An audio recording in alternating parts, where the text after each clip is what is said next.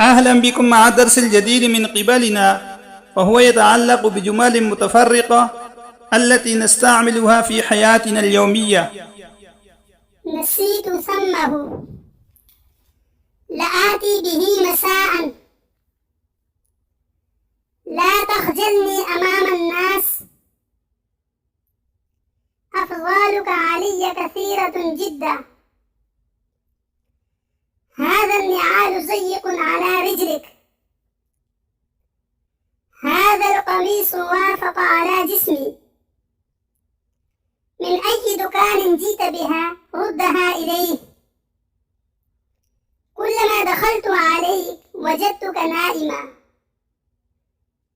إن هذا خدعني، من فضلك أصلح كلامي، اقبض عليه جيدا، أنا راض عنك، سلوكه غير جيد.